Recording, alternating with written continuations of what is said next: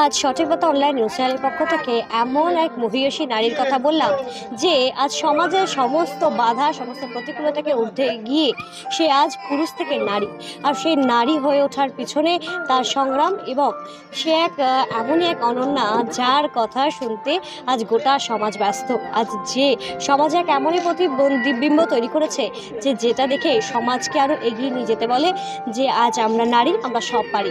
আজ এমনই একজন নারীর কথা বললাম। আজ আমরা সাচী দাস মিত্র এবং তার সাথে সাথে ইন্দ্রজিৎ দাসের মিত্রের বাড়িতে আমরা রয়েছি, এবং তাদের প্রথম বিবাহ বার্ষিকী উপলক্ষে আজ তারা এবং তার পরিবার সকলেই উৎসবের আমেজে মেতে উঠেছে। পেশা একজন বিউটিশিয়ান বটে। ছোটবেলা থেকেই ইচ্ছে ছিল, আহ্লাদ ছিল, চলন বলন সবটাই ছিল মেয়েদের মতো। পুরুষের শরীর নিয়ে জন্মগ্রহণ করলেও আকাঙ্ক্ষা ছিল একজন নারী হয়ে ওঠার। প্রথম জীবনে বিয়ে করার পরেও তার এই রূপান্তরকামী হয়ে ওঠার গল্পে ভেঙে গিয়েছিল তার সংসার। সাচির জীবন একে একে সরে যেতে থাকে তার পরিজনেরা। পাশে বন্ধু হিসেবে হাত বাড়ায় তার স্বামী ইন্দ্রজিৎ মিত্র। একসাথে শুরু করে সংসার জীবন। সাচির অতীতের কাহিনী শুনেও প্রথমে আপত্তি জানায় ইন্দ্রজিতের পরিবার। সমাজ কি বলবে এই ভাবনায় তখন তারা দোটানায়, কিন্তু ইন্দ্র এবং সাচি কিন্তু নিজেদের সিদ্ধান্তে অনড় ছিল। আজ থেকে 1 বছর আগে গত 10ই মার্চ বিয়ে সেরেছেন তারা। কথাতেই আছে আমরা নারী আমরা পারি। আর নারী মানেই যে তারা যে শুধুমাত্র ঘর গোছানো কিংবা ঘর সামলানো, সংসার সামলানো সে তাতেই সীমাবদ্ধ নয়। আজকে সমাজের নানা রকম প্রতিকূল পরিস্থিতির মাঝেও যে প্রতি মুহূর্তে নারীরা নানা রকম চ্যালেঞ্জ জিতে আজকে সাফল্যে সেরায়, আর সেরকমই আজ এক নারীর কথা আমরা আজকে তুলে ধরবো। আর সঠিকতার পক্ষ থেকে আমি এমন একজনের পাশে রয়েছি যাকে জীবনে অনেক প্রতিবন্ধকতা পেরিয়ে আজকে নারী হয়ে উঠতে হয়েছে, আর তার এই নারী হয়ে ওঠার এই গল্প এবং গোটা তার এই জীবনযাত্রা সবটা নিয়ে আজকে সময় কাটাবো। আমি প্রথমেই জিজ্ঞেস করবো, কেমন আছো? খুব ভালো আছি। মানে লাইফে যেটা চেয়েছিলাম সেটা সঠিক সময় পেয়েছি এবং খুব হ্যাপি আমরা। আমাদের লাইফটা ছোটোবেলা থেকেই তৈরি হয় স্ট্রাগলের মধ্যে থেকে। এবার এখানে তুমি যখন কথাটা বললে যে আমরা নারী আমরা পারি, মানে আমার যে পরিবর্তনের জার্নিটা, তার সাথে আমার লাইফে ঘটে যাওয়া অনেক ঘটনা আছে যেগুলো আমি মানে কোনো ব্যাপার না, আমি যেগুলো বলতে চাই। মানে আমার যখন ফার্স্ট সার্জারি হয় 2019 সালে, ঠিক আছে, এই যে বসে রয়েছে পরিণীতা সরকার, আমার দিদি হয়, আমার মা হয়, মানে বেসিক্যালি দিদি সম্পর্কে বান্ধবী, বাট আমি মা হিসাবে তাকে সম্মান করি। তো সে আমার সাথ দিয়েছিল সেই সময়। তো ফার্স্ট সার্জারি হওয়ার পরে তো মানে যে সময় আমি পুরুষ ছিলাম, রূপান্তর ঘটার আগে আমার এক সঙ্গী ছিল। তো তার সাথে যথারীতি প্রথম সার্জারির পরে এরকম আনুষ্ঠানিকভাবেই বিয়ে হয়, বাট তার কাছে গিয়ে কোথাও মনে হয়েছিল যে সেই পরিবর্তনটা মেনে নিতে পারছে না।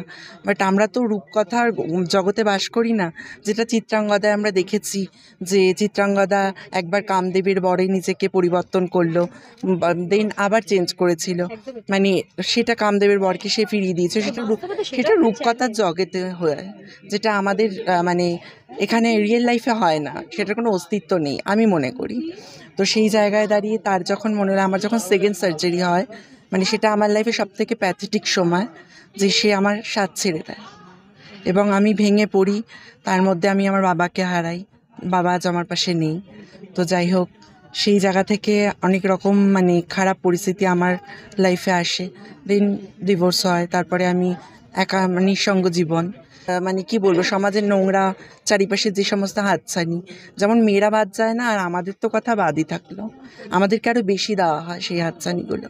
তো সেই জায়গা থেকে 1-1.5 বছর পরে ইন্দ্রজিতের, মানে আমার হাজব্যান্ড ইন্দ্রজিৎ মিত্র, ওর সাথে আমার প্রথম পরিচয়। তো প্রথম পরিচয় হওয়ার পরে আমি বিশ্বাসী ছিলাম না যে আমার আবারও বিয়ে হতে পারে, আমি আবারও নতুন করে সংসার গোছাতে পারি।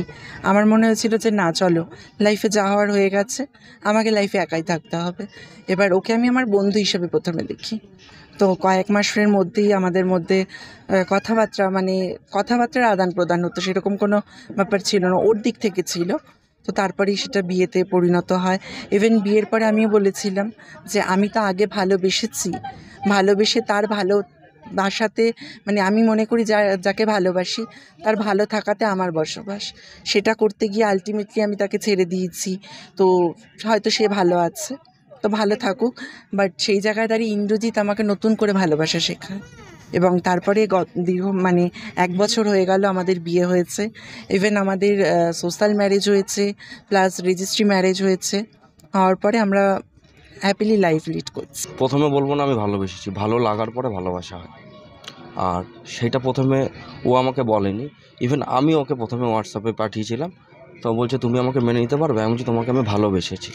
প্রথমে ভালো লাগা থেকে ভালোবাসা। আর সমাজ কী বলবে সেটা সমাজের ব্যাপার, কেন আমার লাইফ আমি কিভাবে লিড করব সেটা সম্পূর্ণ আমার উপর। আর পরিবারের সাপোর্ট আমার মা দিদি জানতো। তা প্রথম যেটা হয় একটুখানি পারিবারিক সমস্যা, কিন্তু আমি যখন আমার ব্যবসার জন্য আমি লাদাখে চলে যাই, তখন লাদাখে গিয়ে আবার সব ঠিক হয়ে যায়। তারপরে এসে আমি রিসেপশান করি বাড়িতে আমার বড় করে। তা এখন আমি হ্যাপি লাইফ লিড করছি ওকে নিয়ে। আর তার থেকেও বড় কথা কি, আমি ওকে বিয়ে করেছি, আর আমার দায়িত্ব ওকে সুখী করা। প্রথমত বলবো আমি ওকে আমার বন্ধু, মেয়ে যাই বলুক না কেন সবাই, সেটা পেয়ে আমি খুব লাকি। ও যেদিন ফার্স্ট ডে আমার কাছে গেছিল জেন্ডার ডিসফোরিয়া নিয়ে, আমি তখন ওকে একটা বুঝিয়েছিলাম যে এটা কোনো রোগ বা কোনো মানসিক সমস্যা নয়, নট ফিজিক্যাল বা মেন্টাল কোনো ইলনেস নয়। তো আমি ওকে তখন সঠিক পথ দেখিয়ে দিয়েছিলাম যে এইভাবে তুমি এগুলো তুমি তোমার যে কাঙ্ক্ষিত শরীর বা কাঙ্ক্ষিত ওই শরীরের সাথে মনের যে মিলনটা সেটা তুমি ঘটাতে পারো। তো ও ভীষণ ডিটারমাইন্ড ছিল, তো সেইভাবেই করালো। ও তো বাকি কথা তো ওই বললো, লাইফে কি উতার চড়াও সব এসছে, সব বলেছে। প্রতি মুহূর্ত খারাপ বলে ওই মুহূর্ত প্রথম থেকেই তার সাক্ষী। ও আমার পার্ট, ও আমার হয়তো আমি ওকে জন্ম দিইনি, কিন্তু ও আমার পার্ট। খুব ভালো মনের মানুষ, এটাই আমার কাছে, আর কিছু বলার নেই আমার।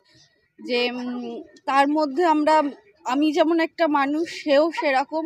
কিন্তু আমরা যেরকম আশা করেছিলাম যে আমাদের বৌমাটা এরকম হবে বা আমার ভাইয়ের বউটা এরকম হবে, খুব ভালো মনের একটা মানুষ হবে, সেটাই হয়েছে।